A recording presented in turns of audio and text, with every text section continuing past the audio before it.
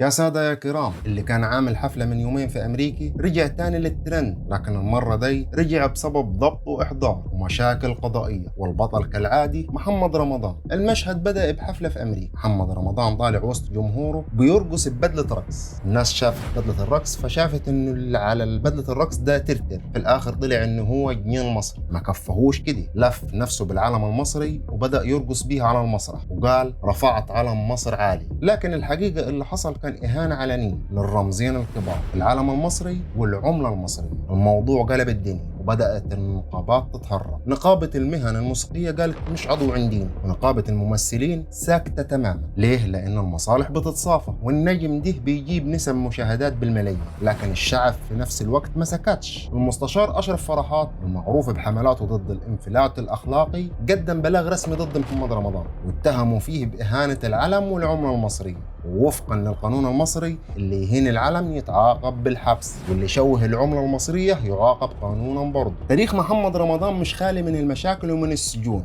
2013 اتقبض عليه وهو شايل فرد خرطوش، وتم حبسه فعليا وقت، لكنه خرج بتصريح ان السلاح ده كان لزوم التصوير. ودلوقتي اول ما محمد رمضان ينزل ارض مصر هيتم القبض، هيتم التحقيق معاه، لان الموضوع مش ترند وخلاص، دي قضية شغلت الرأي العام. وخلاصة محمد رمضان كان فاكرها حركة الترند وهتمر، لكن اتقلب عليه السحر. واللي كان عايز يتصدر المشهد رجع تاني للتحقيق، والسوشيال ميديا مولي. هل هيعدي من الأزمات دي زي المرات اللي فاتت، ولا دي نهاية المشوار نمبر 1؟ خلونا نشوف بعض آراء السوشيال ميديا في الموضوع.